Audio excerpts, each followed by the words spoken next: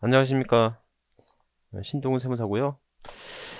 자, 2020년 30일에 공인중개사 부동산 세법에 대한 어떤 총평이라고 한다면요. 제 개인적인 입장에서 보면 최근 5년에 있어서 5년간 우리 공인중개사 세법 시험 문제에 있어서는 가장 쉬웠던 한 해가 아니었나 싶습니다. 근데 그럴 수밖에 없었어요. 제가 강의 시간 중에서도 얘기를 했지만 올해 어떤 부동산 정책에 대한 세제 개편이 너무나 많았습니다. 그죠? 특히 1세대 1주택 또는 다주택자에 대한 그 양도세 소득세 강화 이런 내용들이 한 세 번 정도에 걸쳐서 크게 변경이 됐었거든요. 그러다 보니까 여러분들 세법 시험 문제가 어렵게 나올 수가 없었던 해였던 것 같아요. 그 개정이 너무나 많이 되다 보니까 그 개정 사항을 다 일일이 반영해서 문제를 내는 것은 그 오류에 대한 문제가 너무 많아서 현실적으로 그 개정세법 등에 대한 문제가 나올 여지가 거의 없었던 것 같아요. 이게.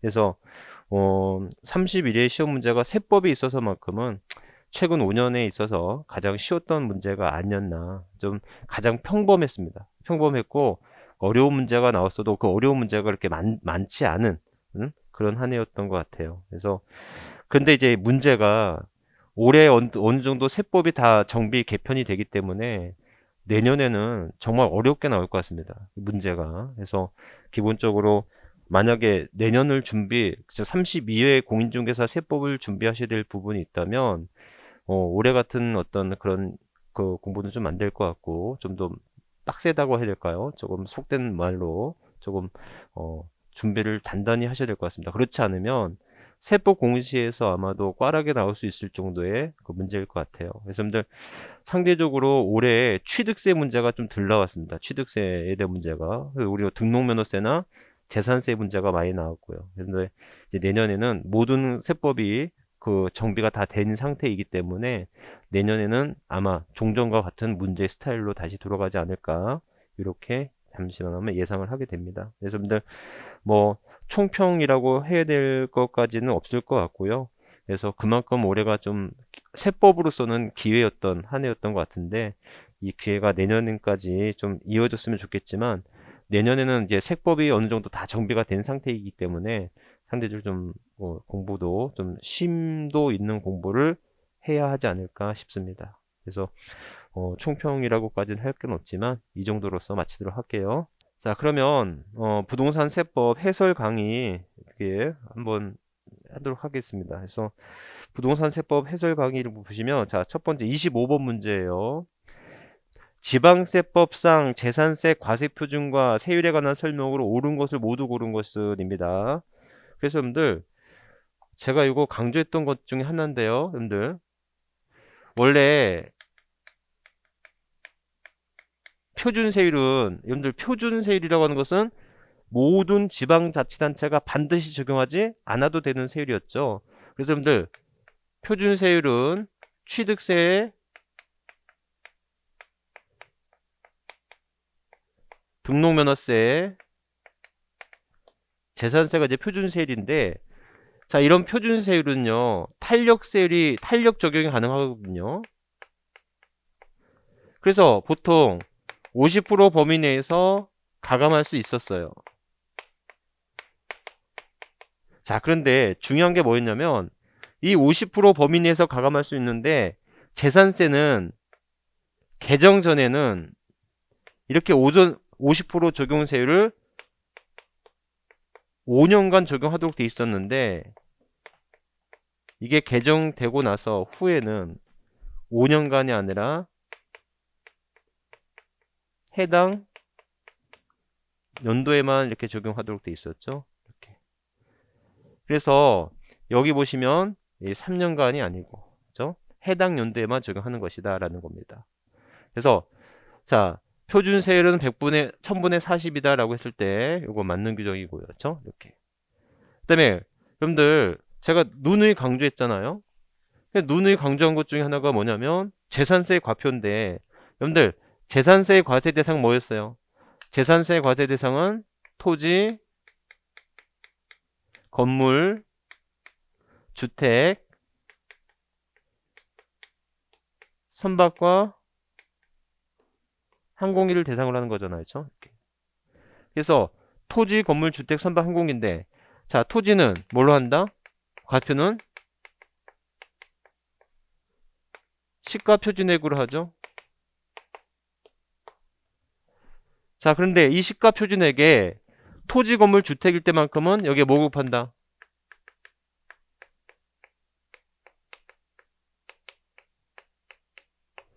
공정시장가액 비율을 적용하도록 돼 있잖아요.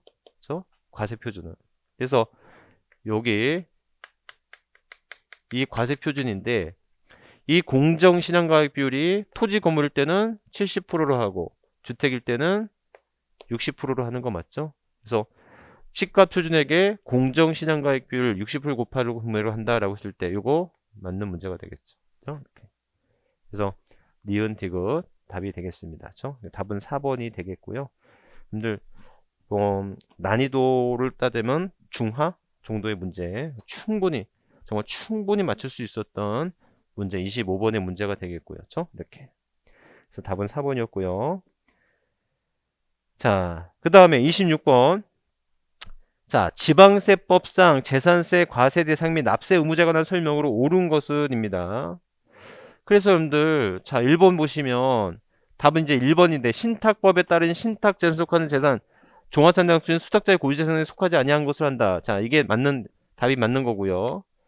자, 토지와 주택에 대한 전세 과세에 대한 종합산 대상 별도합세는 구분되는. 자, 토지는 물론 분리과세 대상, 별도합산 대상, 종합산 대상으로 구분하죠. 학생들 토지는 맞는 말인데 주택은 아니죠. 여기 보시면 주택은 어떻게 돼요? 주택은 일반 주택과 별장으로 구분하는 것이고 특히 여러분들 이 주택은 토지와 건물을 합산한 금액을 하잖아요. 즉 여기 토지와 건물에 있어서는 뭐는 제외되죠? 주택은 제외되는 거잖아요. 주택은 토지와 건물로 구분하는 게 아니잖아요. 그렇죠? 이렇게. 그래서 기본적으로 틀렸다. 이거 X고요. 자, 국가가 선수금을 받아 조성한 매매용 토지로서 사실상 조성이 완료된 토지의 사용권을 무상으로 받은 자는 재산세를 납부할 의무가 없다라고 했는데 있죠. 그때 납세무자를 우리는 매수계약자를 납세무자로 하는 거잖아요. 그렇죠? 이렇게. 자, 이때 특히 제가 또 강조했던 거 이때 주택이라고 하는 토지와 건물로 하되 이때 토지의 경계가 명백하지 않아? 토지가 명백하지 않다면 이때는 바닥 면적이 10배라고 했었죠. 그래서 바닥 면적이 20배가 아니라 10배였습니다. 그렇죠? 재산세 과세된 건축물의 범위는 주택을 포함한다라고 되어 있는데 다시 한번 토지와 건물의 범위에서는 주택은 제외되고 주택은 토지와 건물을 하나의 재산으로 보는 거였다는 거잖아요. 그렇죠? 이렇게. 그래서 답은 1번. 여러분들 신탁 재산에 대한 합산, 별도 합산이나 종합산이 신탁 재산을 있을 때 수탁자의 고유 재산과 위탁자의 재산을 서로 합산하지 않습니다. 또한 위탁자가 여러 명이었어도 이때는 위탁자별 납세를 지는 것이지 위탁자의 모든 재산이 또 합산되는 것도 아니죠. 그렇죠? 이것도 26번도 난이도는 중정도의 문제라고 보시면 될 정도로 어렵지 않았습니다. 정말. 응? 그래서 뭐 쉽다라고 하기는 좀 그렇지만 어렵지 않았던 대표적인 문제였죠. 그래서 답은 1번이었어요. 이렇게. 자, 그래서 그 정도 보시면 되겠고, 그래서 여러분들 재산세 문제가 나오는데 재산세는 뭐 어렵지 않은 문제 같고. 자, 27번 볼게요. 지방세법상 재산세 부과징수에 관한 설명으로 옳은 것은 모두 몇 개인가? 자, 재산세 과세 기준은 6월 1일로 하는 건 맞죠? 자, 근데 납기 보세요, 여러분들. 납기. 납부기한인데 얘는 9월 16일서부터 9월 30일이죠. 7월 16일부터 7월 31일. 주택일 때만큼은 2분의 1은 7월달. 그쵸? 나머지 2분의 1은 9월달로. 이렇게 되는 거잖아요. 그쵸? 이해하셨죠? 이렇게. 다만, 세액이 20만원 이하일 때, 7월에 일시에 징수할 수 있다. 그죠? 이렇게 됐었거죠. 그래서 여기 토지에 대한 재산세라고 되어 있기 때문에 이때는 9월 달이죠. 9월 30일까지가 되겠죠. X가 되겠죠. 자, 그 다음에 여러분들 지방자치단체장은 재산세로 납부할 세액 500만 원 이하일 때는 250만 원 초과할 금액을 2개월 이내 분납할 수 있다. 맞죠? 이렇게. 그래서 여러분들 분납이 가능한 게 기본적으로 재산세, 종부세, 양도소득세고. 자, 요건은 얼마예요? 500만 원이죠. 종부세는 250만 원 초과해요. 양도세는 1000만 원이에요. 그렇죠? 분납 기간은 어떻게 되죠? 분납 기간은 2개월, 6개월, 2개월로 하도록 되어 있다. 이렇게. 그래서 이 정도로 기억하시면 됩니다. 그렇다면 여러분들 자 500만 원을 초과해야 되는데 만약에 얼마다? 자 그래서 아이고 죄송합니다. 이것도 틀렸죠? 그래서 재산세 납부할 세금이 500만 원 이게 250이죠. 250 죄송합니다. 그래서 어떻게 돼요? 250 기준으로 해가지고 어떻게 됩니까? 250 기준으로 해서 500만 원 이하냐, 1000만 원, 500만 원 초과냐 이렇게 나올 수 있죠. 그래서 500만 원 이하인지 500만 원 초과인지 이렇게 기억할 수 있잖아요. 그렇죠? 이렇게. 자, 그래서 그렇게 보시면 되겠고, 그래서 오빈들 만약에 300을 분납한다. 300을 분납하면 1차적으로 얼마 납부해야 되고 250 납부해야 되고 2차적으로 50만 납부하면 되잖아요. 그렇죠? 그러니까 500만 원 이하일 때는 250만 원 초과하는 금액을 분납하면 되죠. 근데 만일 600을 분납한다? 그러면 어떻게 하면 되죠? 이때는 1차적으로는 300 2차적으로 300이 되겠죠? 그러니까 이거 설명하면 어떻게 돼요? 이거 50% 이하의 금액이죠. 그러면 여러분들 양도세 좀 이따 또 나올 텐데 좀 이따 나오는데 그래서 양도소득세는 어떻게 돼요? 양도소득세는 얼마를 기준으로 해서 1000만 원 기준으로 해서 2000만 원 이하냐 2000만 원 초과하는 금액이냐 이렇게 분납할 수 있잖아요. 그럼 만약에 1400을 분납해봐요. 그러면 어떻게 하면 돼요? 1차적으로 1000만 원 2차적으로 400이고 이건 어떻게 하면 됩니까?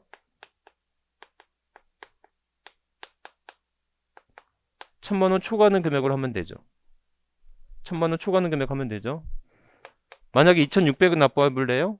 분납 2600 납부하면 1차적으로는 1300 2차적으로도 1300이고 역시 50% 이하의 금액을 분납하면 되는 거죠. 그렇죠? 이렇게.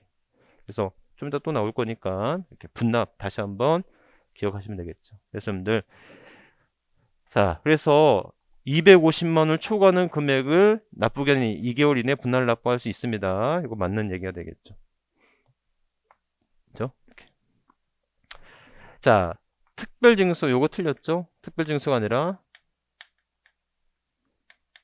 보통징수가 되는 거죠. 그래서 여러분들 신고 납부하는 게 있고 보통징수하는 게 돼요. 이 보통징수는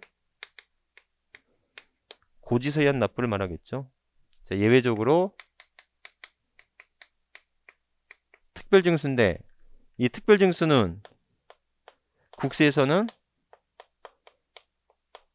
원천징수하는 거잖아요. 그렇죠? 그래서 징수하기 편의한 자로 하여금 뭐 하는 것이다? 대신 납부하고. 징수하기 편의한 자로 하여금 납부하기 시키는 것을 이걸 특별징수 또는 원천징수라고 표현하죠. 우리가 가끔씩 원천징수당하잖아요. 그죠? 이자소득세 원천징수당하죠. 또는 당첨되진 않았지만 복권 당첨되면 원천징수당합니다. 그죠? 이 원천징수란 단어를 지방세법에서는 특별징수라고 부른다. 또한 이 특별징수란 말은 다음에 말에도 또 나옵니다. 그죠? 이렇게. 그래서 이렇게까지 해서 27번은 답은 두 개죠. 그래서 1번하고 첫 번째 문장하고 두 개 맞고 틀렸습니다. 그죠? 이렇게.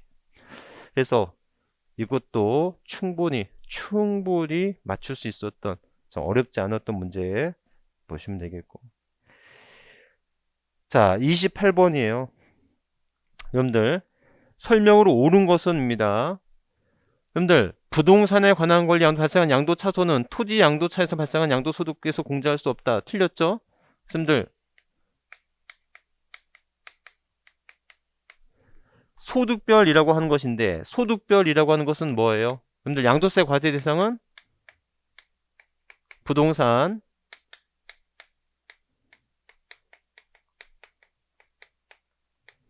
권리, 기타 자산, 그 다음에 주식, 파생상품 있는데 이 소득별이라고 하는 것은 이렇게 기억하실 수가 있지. 그죠? 이렇게. 그래서 소득별로 뭐 한다? 그래서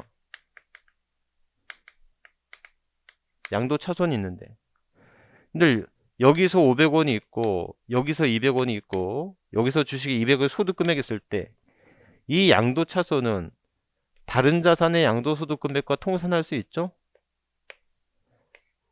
그래서 얼마가 돼요? 300원이 통산이 됩니다. 하지만 적어도 주식의 양도소득과는 통산할 수가 없죠.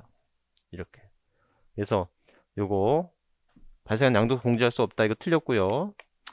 자, 양도일부터 소급하여 5년에 배우자로부터 증여받은 토지 양도 차익을 계산할 때 그 증여받은 토지에 대해 납부할 증여세는 양도가액에서 공제할 필요경비에 산입하지 아니한다라고 돼 있어요. 이때 늘 필요경비에 산입할 수 있죠. 이거 틀렸습니다.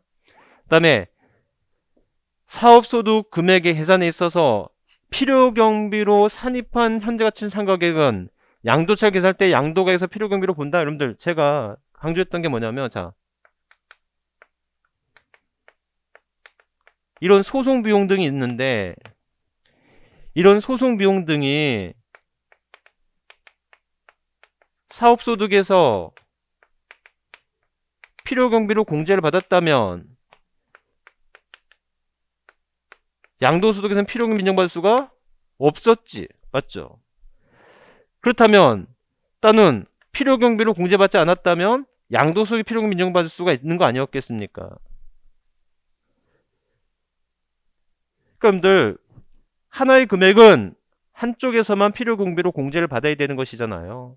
그러니까는 사업소득 금액 계산으로 필요경비로 산입했어.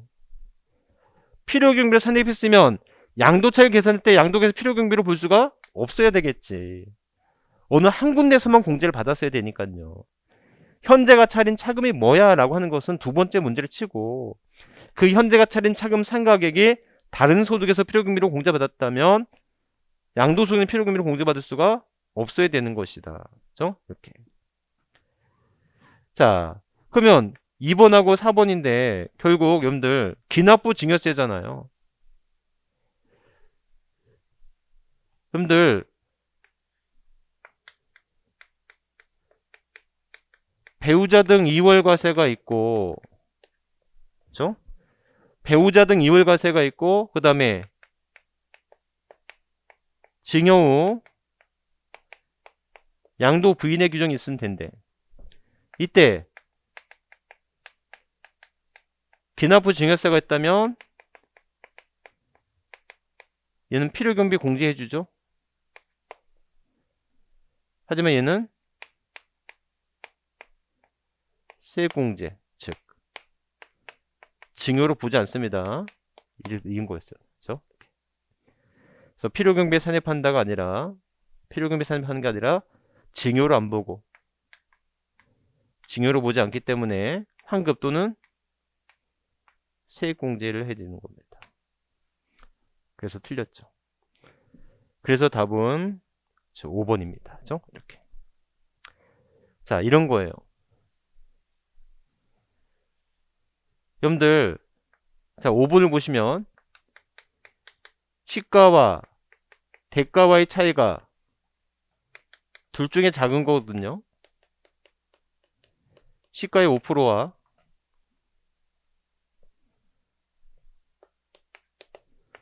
(3억) 둘 중에 크다면 이걸 부당한 행위로 보잖아요. 그러니까 여러분들 보시면 8억이면 원래 정상적인 사람이라면 마이너스 5% 플러스 5%죠. 그러니까 작게는 얼마예요? 7억 6천. 많게는 8억 4천이거든요. 그런데 이거를 우리는 뭘로 본다? 이걸 정상가액으로 보는 거잖아. 그래서 이거를 7억에 양도했어요. 얘를 9억에 취득했어요. 그렇더라도 양도가액을 시가로 보는 거잖아요. 그런데 우리 여기서 보시면 차액이 5억이면 이렇게 돼 있잖아요. 그러니까 무슨 말인가 하면 여러분들, 만일 8억이 아니라 얘가 80억이라면 정상적인 거래로 본다면 어떻게 되죠? 정상적인 거래로 본다면 5% 하면 4억이잖아요. 이게 4억이 되고 3억이 되면 이때는 둘 중에 작은 금액 3억이 되니까 정상적인 금액은 여기는 얼마가 돼야 돼요? 77억. 그렇죠. 얘는 83억이 돼야 되거든. 이렇게. 그러니까는 시가와 대가의 차이가 3억 이상이니까, 즉 5억이니까 만약에 이거를 70억에 팔았다. 그럼 양도가액은 85로 보게 되는 거잖아요. 무슨 뜻인지 아셨죠? 이렇게. 그래서 자, 보시면 거주자가 특수관계인과의 거래 시 있어서 토지 시가를 미달하게 양도함으로써 감수 인정될 때는 시가이익 계산한다. 양도가액을 자 보세요. 5억 이상의 차이가 있죠. 시가와 대가와의 차이가 5억 이상의 차이가 있잖아요. 3억 이상의 차이가 있잖아요. 그렇죠? 그렇다면 이때는 70억 양도해도 시가를 양도가액으로 보아서 판단하겠다. 그래서 답은 5번이 되겠네요. 그렇죠? 이렇게. 자, 그래서 뭐 이것도 정말 충분히 풀 수 있었던 문제였습니다. 정말로. 그렇죠? 이렇게 어렵지 않았어요. 그래서 여러분들이 충분히 풀 수 있었던 문제였다라고 하는 거 넘어가고요. 자, 29번 말도 많고 탈도 많고 했었던 29번의 문제. 그래서 이런 문제가 나왔을 때는 여러분들 뭐 그냥 방법 없어요. 이런 거는 그냥 찍고 말아야 되죠. 찍고 말아야 되는 건데 이거를 뭐 어떻게 산식을 외워서 푼다는 것 자체가 조금은 이렇게 쓸모 없었던 문제라고 해야 될까? 자, 어찌됐건 한번 풀어보면 자, 뭐가 문제였느냐? 자, 이게 보면 산출세 곱하기 양도소득 과세표준 분의 자, 여기가 중요한데 감면 대상 양도소득 금액이에요.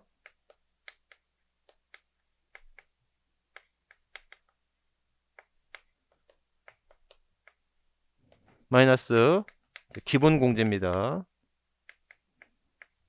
자, 그래서 여러분들 여기서 750에서 250을 뺀 금액에 곱하기 감면율 이거든요. 맞죠? 이렇게. 그러니까는 어떻게 돼요? 1000만원에 4분의 1이죠? 그러니까는 얼마 돼요? 250만원에 50%니까 이게 100 이렇게 한 거예요. 이게 250이에요. 1000만원에 4분의 1이니까 500.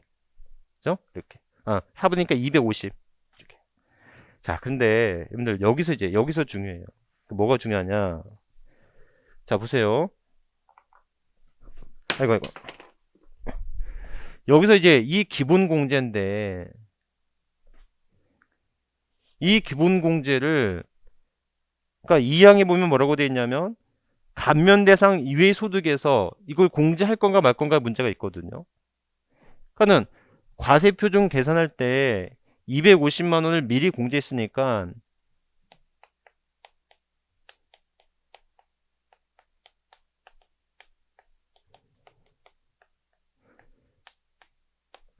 감면 대상 외의 소득 금액에서 먼저 공제하고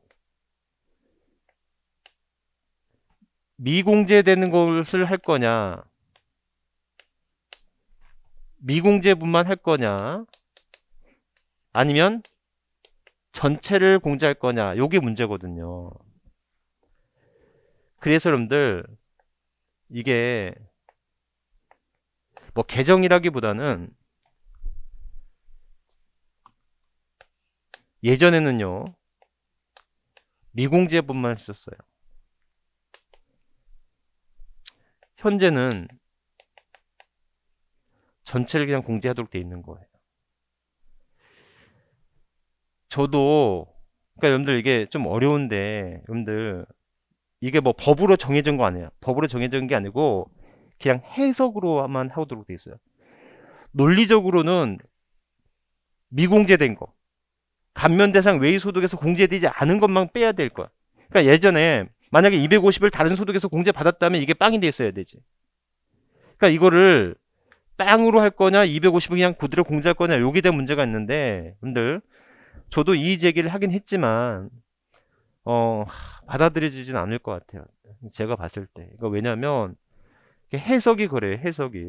그러니까 이 산식에서 기본 공제를 뺐으니까 여길 빵으로 보고 해야 되지 않느냐라고 하는 게 우리 입장이에요. 저의 입장이기도 하고.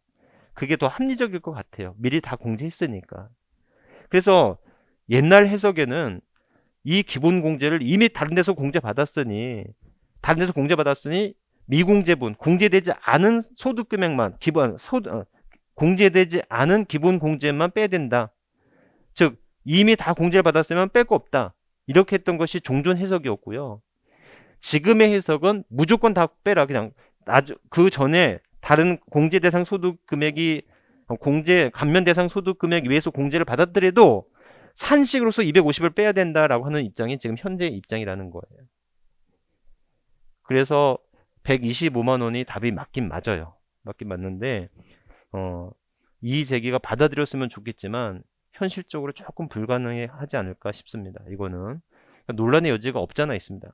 해석으로만 바뀐 거지 법률의 규정으로서 이렇게라 저렇게라고 하는 말은 없기 때문에 근데 이거 문제는 조금 지켜봐야 될 것 같습니다. 근데 좀 안타까운 문제이기도 하고 근데 이런 문제는 너무나 세부적이고 그 다음에 실질적으로 좀 따지고 싶은 게 여러분들 여기서 보시면 조특법상 감면 대상은 고려하지 않는다 그랬죠. 근데 소득세법상 감면 대상 소득이 없거든요. 이게 그러니까 현실적이지 않은 문제라는 거죠. 조금 이거 불만을 가질 수밖에 없는 좀 대표적인 문제였습니다. 그래서 여러분들 좀 이 한 문제 때문에 좀 생사가 좀 여부가 있으신 분들이 있는데 좀 여기 좀 안타까운 문제가 되겠고요. 자, 30번 소득세법상 거주자의 국내 토지에 대한 양도소득 과세표준 및 세액신고 납부에 관한 설명으로 틀린 것은입니다. 그래서 여러분들 답은 2번인데 그래서 예정신고를 하는 경우 감면세액을 빼고 수시부가세액이 있다면 수시부가세액도 공제한 세액을 납부해야 되죠. 이건 너무나 당연한 거 아니에요? 수시부가하고 또 신고 납부 또 해야 된다면 이건 이중과세지 않습니까? 그렇죠? 그래서 여러분들 뭐 당연히 수시부가세액을 빼고 여기 이제 플러스 가산세는 더 해야 되겠죠. 가산세가 있다면 가산세를 더한 금액을 납부해야 됩니다. 그러니까는 예전신고 산출세액을 빼고 감면세액 빼고 그 다음에 수시부가세액 빼고 가산세는 더하고 이렇게 하면 되겠고 여러분들 아까 봤죠? 2천만원 초과할 때는 100분의 50 이하의 금액을 분납할 수 있다. 아까 2600 예를 들었잖아요. 2600에서 1300, 1300 그때 나중에 납부한 1300 50% 이하의 금액을 분납해야 된다라고 하는 거죠. 이렇게까지. 그래서 되시겠고, 다른 거 뭐 어려운 문제는 아니었으니까는 30번도 넘어갈게요. 자, 요것도 마찬가지죠. 그래서 여러분들 보통 징수, 편의상 징수할 요건이 좋은 자로 하여금 보통 징수가 아니라 무슨 징수였다? 특별 징수였다. 아까 원천 징수. 아까 이것 때문에 했던 거예요. 이 문제가 나왔습니다. 여러분들 이렇게 기억하시면 되겠고, 여러분들 올해는 징수금일 때 지방세 이제는 가산금이라는 단어 이제 없어집니다. 올해 개정이에요. 그래서 21년 개정 가산금이라는 단어가 사라진다는 거 뭐 기억하시면 되겠다. 이제 가산금 제도가 없어집니다. 이제 가산세하고 다 통합이 되는 거예요. 이렇게. 자, 그래서 뭐 그 정도의 개념만이고, 이거는 뭐 어렵지 않은 문제였고 조금 뭐 기본적인 문제였다 보면 됩니다. 그래서 뭐 넘어갈게요. 자, 32번 국외자산 양도일까지 계속 5년 이상 국내 주소를 두고 있으면 이렇게. 여러분들 당연히 미등기 국내는 70%지만 국외자산은 6에서 42%죠? 무슨 말인지 아시죠? 미등기 된 제대가 있을 수 없었고요. 자, 장기부의 특별 공제인데 국내는 가능하지만 국외자산은 장기부의 특별 공제 되지 않습니다. 자, 만약에 국내 부동산일 때는 실가가 원칙이고 그 다음에 매, 감, 환, 기죠. 이때 환산가액은 양도강생 정하지 않으니까 매감, 기가 되겠습니다. 하지만 국외자산일 때는 실가가 원칙이고 실가가 확인되지 않으면 그 나라의 시가로 하는 겁니다. 우선은 실가가 원칙이죠. 우선은 실가가 원칙이다. 그렇죠? 이렇게. 자, 그래서 요거에 3번이 틀렸죠? 틀렸습니다. 그렇죠? 해당 과세계는 다른 자산의 양도가 없을 경우 국외토지 양도에 대한 양도소득이 있는 거주지에서는 해당 과세계 양도소득금에서 연 250만 공제하는 거 맞습니다. 자, 그 다음에 법령이 정한 국외자산 양도 납부하고 납부하고 계실 때는 세액공제 방법과 필요금액을 선택할 수 있다. 이건 뭐 제가 강조했던 문제 이렇게 보시면 되겠다. 그래서 충분히 이것도 32번도 어렵지 않은 문제로서 충분히 맞출 수 있었던 문제였습니다. 그렇죠? 이렇게. 다른 거 필요 없죠? 답은 3번이었습니다. 자, 지역 자원 시설세인데 여러분들 그냥 이거는 넘어가세요. 30년 시험 문제 동안 31회 시험 본 동안 처음 나왔습니다. 그죠? 답은 4번인데 여러분들 재산세가 비과세되면 그에 병기되는 지역 자원 시설세도 비과세가 되겠죠. 뭐 이건 너무나 어렵지 않 물론 처음 보는 문제였고 지역 자원 시설세 자체를 공부를 안 했겠지만 이런 거는 그냥 과감하게 넘어가도 되는 문제고서 또 나올 수 있는 여지는 없습니다. 분명합니다. 또 나올 수 있는 여지는 분명히 없고. 자. 여러분들 34번 여러분들 고가주택 1세대 1주택인 고가주택과 양도소득세에 관한 설명은 틀린 것은 여러분들 제가 설명했어요. 그렇죠? 고가주택은 임대소득과 양도소득이 있는데 둘 다 9억 초과주택이다. 근데 임대소득에서는 기준시가 9억이고 양도소득에서는 실가 9억 초과하는 주택이다. 그렇죠? 이렇게. 그래서 오고 기억하시면 되겠다. 그래서 여러분들 여기 기준시가 9억이 아니라 실가 9억 초과된 주택이었죠. 34번의 답은 2번. 그죠? 그래서 뭐 지문은 길었지만 뭐 너무나 쉽게 이것도 정말 쉬운 문제였어요. 답을 고르는 데는 정말 어렵지 않은 문제였고 쉽게 할 수 있었던 문제였던 것 같습니다. 그죠? 이렇게. 자, 35번. 저도 이거 너무나 제가 계속 강조했던 거잖아요. 등록면허세는 이게 잘 나온다. 가등기, 가압류, 가처분인데 가등기는 부동산 가액을 과표로 하는 것이고, 가압류 가처분은 채권 금액을 과표를 한다. 대신에 세율은 똑같이 1000분의 2, 0.2% 요렇게 적용했었던 거잖아요. 그렇죠? 그래서 35번의 답은 가처분은 이 부동산 가액이 아니라 채권 금액이었다라는 거죠. 이렇게. 그래서 이것도 틀리지 말았어야 될 문제입니다. 정말로 틀리지 말았어야 될 문제. 네? 그래서 보시면 되겠고요. 자, 36번. 취득세에 관한 설명으로 옳은 것은, 자, 취득세 문제 중에서 뭐죠? 자, 옳은 것이에요. 국가 및 지방 외국 정부의 취득에 대해서는 취득세를 부과하지 않습니다. 시목 변경에 따른 취득은 사실상 변경날, 빠른 날이죠.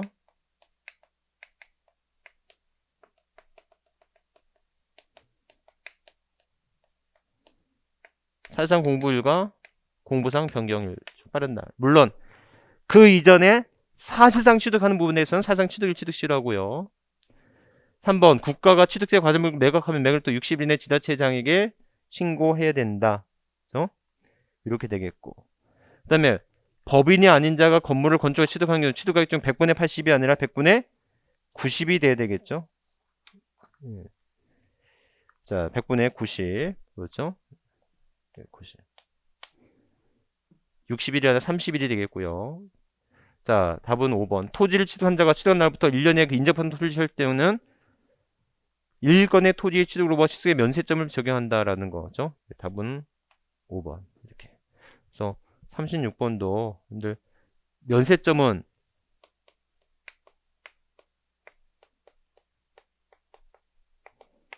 $50,000,000 이하인데, 그죠? 이 $50,000,000 이하를 판단할 때 1년 이내 인접한 토지를 취득한다면 그 전후의 것을 한 건으로 보아. 이때 한 건으로 보아서 면세점. 제가 설명할 때 이런 거 했었잖아요. 아니, 어느 부동산이 $50,000,000 이하가 있겠어요. 그걸 어떻게 또 1년에 구분해서 취득할 수 있어요. 그러니까 이 규정이 있는 것조차가 존재의 의미가 솔직히 없죠. 이런 거에 실질적으로 있지도 않을 테니까. 그리고 연부취득도 총 금액으로 판단한다. 이렇게 했었던 거죠. 이렇게. 그래서 답을 맞히는 데는 어렵지 않았던 문제였던 것 같습니다. 이게 36번. 자, 37번. 자, 등록 면허세에 관한 설명으로 옳은 것이에요. 옳은 거. 지방자치단체장은 100분의 60이 아니라 아까 했죠? 100분의 50의 범위 내에서 감화할 수 있고요. 변경 전 가액이 아니라 여러분들 변경 후의 가액을 과표로 해야 되는 것이고, 자, 부동산 등록에 대한 신고 없는 경우 시가표준액의 100분의 110을 과표로 한다? 그런 게 어디 있어요? 시가표준액이죠. 시가표준액. 그렇죠? 등록면세 지목, 여러분들 제가 했었잖아요. 묘지. 취득세는 과세 하는데 몇 프로? 2%면 과세하죠. 왜요? 등록면세가 비과세가 되니까. 그러면 재산세는 어떻게 됐었죠? 재산세는 원칙적으로 묘지도 비과세가 돼요. 하지만 예외적으로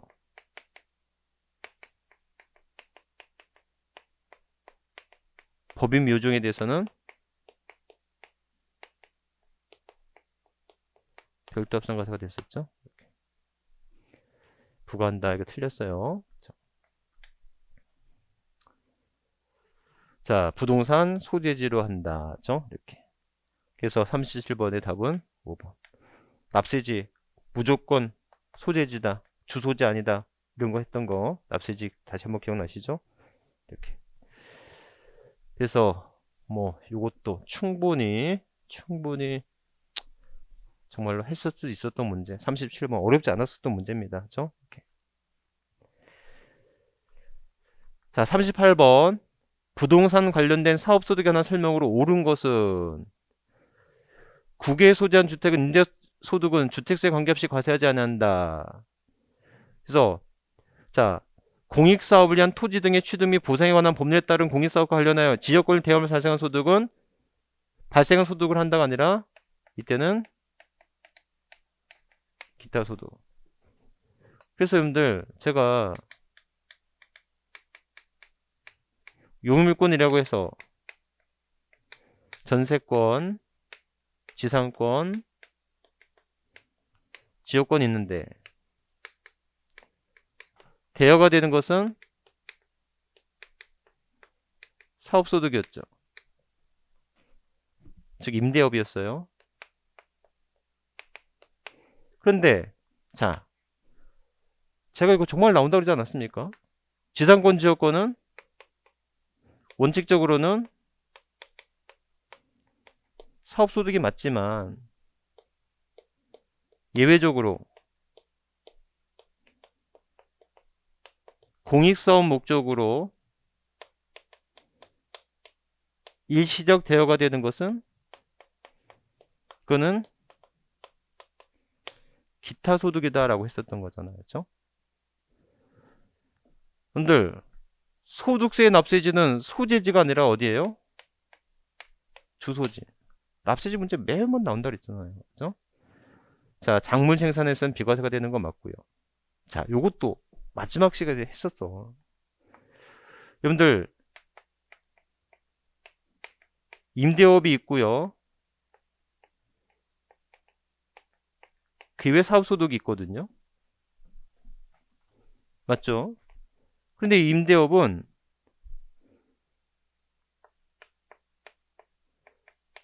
주택 외 임대업이 있고요.